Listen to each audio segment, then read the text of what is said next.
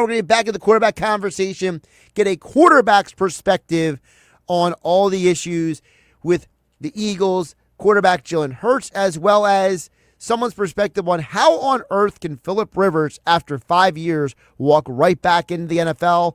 Tony Banks won a Super Bowl with the Baltimore Ravens, and of course he was in the NFL for 10 years and joins us right now on 97.3 ESPN. Tony, welcome back in. How you doing today?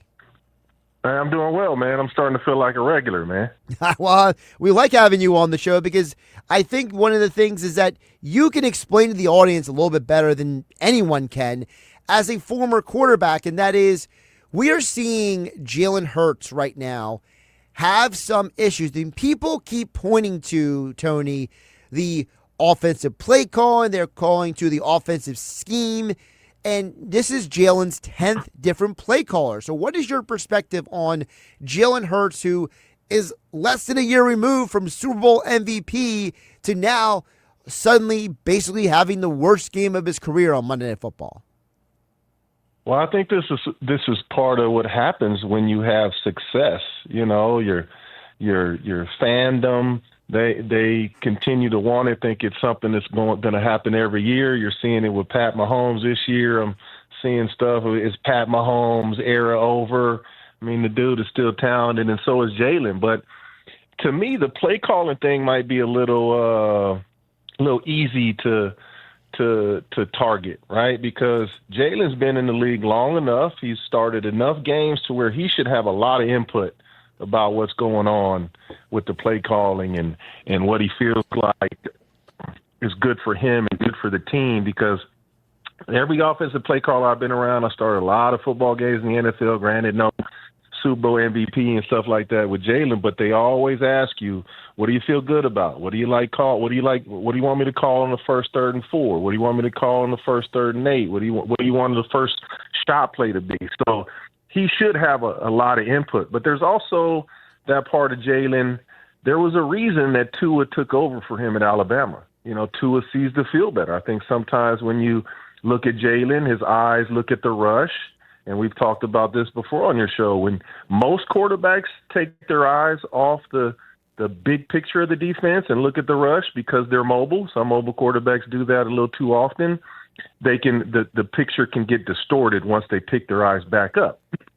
And Jalen, I think, is a talented guy, but he needs that running game. Saquon averaging, barely 4 yards a carry this year and not being that dynamic presence in the backfield with him, it's going to affect him. And I don't know what his relationship is with his receivers, but quarterbacks have to have the tough conversations with those guys. Receivers can be a little more prima donna, you know, have a little attitude and be a little volatile. That's just kind of that position, and be a little selfish. Quarterbacks can't. But you know you need those guys. You need to be able to have those tough conversations. And I don't know if they're having them. I know Jalen is very stoic, and he's well prepared, and he puts in the time. But you also got to have those tough conversations. I remember having a tough conversation with Isaac Bruce, I think, in my 3rd year with the Rams. And, you know, we came out of it fine. But I had to, you know, be the alpha dog in that situation. And even though he had been in the league a little more than me and made some Pro Bowls, I had to be the alpha dog in that situation. And we came out of it fine. So I don't know if that's happening on his part right now. Well, you mentioned about the two things you said there that really stood out to me, because you mentioned about the tough conversations. There's the video that came out from Hard Knocks where him and Devonta Smith are talking after the one incompletion in the Bears game, and Devonta's saying to him, hey, I thought we were the game plan called for me to go for a slant. And then Jalen's like, well, I thought you were going to stick. And then Devonta's like, no, I was going off the game plan. And then Jalen says, that's my fault. And then he drops an F-bomb. And then he goes back to the receivers a little bit later on the sideline and says, hey, that play is on me. I got to do better. Keep doing what you're doing. So, like, is that an example of the communication that you're talking about? Or are you talking about more so during the week of practice? I think it has to happen both. I think, you know, on game day, you're going to be really political, right? You're not going to do too much because the cameras are on you. But in practice, you know, you got to sometimes be Dan Marino and grab a dude by the face mask. You know, the success of the team depends on all those guys being on the same page. This ain't basketball where somebody can just bail you out. You know, you need all those guys. You need the line to do their part. You need the receivers to do their part. But sometimes in this RPO age, some of it's a little too creative. You know, it comes back to some of the college-type plays being implemented into pro offenses, where pro offenses used to be super precise. The communication had to be precise. There was no ad-libbing. Now there's a little more ad-libbing in the RPO game, you know, so those things have to be ironed out in practice. They can't be like trying to solve a problem on game day. Like all the yelling by the coaches and all the bickering and back and forth should happen during the week. On game day, there shouldn't be much of that. So, of course, Jalen is going to bite the bullet. That's what quarterbacks have to do. That's part of that position. But you also need other guys to bite the bullet, too. You know, you need A.J. Brown and Devontae Smith to bite the bullet sometimes when they're wrong. It can't always just be the quarterback. Tony, we were just talking about it before you came on. The design quarterback run has been something that has been huge for the success of this team. This year, it just has not been there. And you were just saying Jalen has a lot of input on what the actual play calling is. To me, it would be a huge problem if Jalen's going up to Patullo and Sirianni and saying, hey, let's not run that. I really don't want to run that. That'd be a huge problem to me because it's something that can make this team better. And yet Jalen says he'll do anything for this team. Like, is that really a problem if Jalen's just going to the offensive coordinator saying, do not draw these plays up? I think that has to be part of it, right? As a play caller and a coach, you're not going to call things your quarterback doesn't want to make successful, doesn't feel like it's going to help him have a long career. You see it now with Lamar Jackson fighting through a little injury early in the season. He's less of a dynamic player when he's not running the football. It's just kind of what it is, right? I think Lamar has really improved as a passer, maybe more so than Jalen has in his career, even though he doesn't have a Super Bowl. But Jalen needs to understand that that's part of his game too, but it also can affect his longevity. You know, like I remember when I came into the league, I was being compared to Randall Cunningham. It wasn't a fair comparison. I was nothing like Randall, but I looked like him at times, right? I wore number 12. I was tall and lanky, and I liked to run around my first couple of years. But I took a shot in my third year from, what's his name, Robert Griffith, who was a safety for the Minnesota Vikings. And he just nailed me right on the sideline, and it changed the way I played. Like, I stopped running around. I was like, man, I thought I could get this dude. This is a little safety. He looked little to me. But he absolutely annihilated me. And it ended up being my worst year statistically in my career because it just changed the way I played. And I don't know if maybe Jalen in the past has taken a couple shots and he's like, man, this is not longevity, and that can affect the way a quarterback plays for sure. We're talking with Tony Banks, 10-year NFL quarterback, Super Bowl champion, the Baltimore Ravens, here on Hanging with Hennig on 97.3 ESPN. Of course, we are streaming live, as always, on YouTube and X in the Dr. Squatch virtual studios. Tony, you mentioned earlier as well about the idea that, you know, the quarterback has to have the ability to process information. I want to expand on that a little bit because it feels like at times, and again, this is my observation, I might not even be reading it properly, but it feels like to me that the longer Hurts holds the ball, the worse the play gets. Whereas when he's making quick decisions early in the play, when it's just like, you know, a 3-step drop, or like when that back foot hits, it's boom out of his hand. It feels like that's when he is functioning at his best. I remember when he was at Oklahoma with Lincoln Riley, with Shane Steichen in 2022, and then in the Super Bowl last year, where it feels like the longer he holds the ball, it's like that's when these plays start going sideways. Is that a fair analysis? I think that's a fair analysis with any quarterback. I mean, if a play caller is drawing up things where your primary is getting open most of the time, most quarterbacks are going to be successful. I saw, you know, Daniel Jones, when his best year with the Giants, he was a one-read and run guy, and he's no Jalen Hurts when it comes to pulling the ball down, but he can gobble up some yards with his feet. And I was very critical, thinking that he wasn't going to be able to do that in the playoffs. They're going to make you get to your second and third option. And the best quarterbacks can do that without bailing too early. So when I say Jalen looks at the rush, I think sometimes when his primary is not open, it's still in his DNA that, okay, my legs are going to bail me out. But then maybe in the back of his mind, he's like, well, you know, the less I run, the longer I play. I remember, the games have changed. The game has changed, but I remember feeling like a young quarterback. Then when I ran, I was being criticized. I didn't know what I was doing. So I know Jalen takes preparation really, really serious, more serious than I did in my entire career. And I give him kudos for that.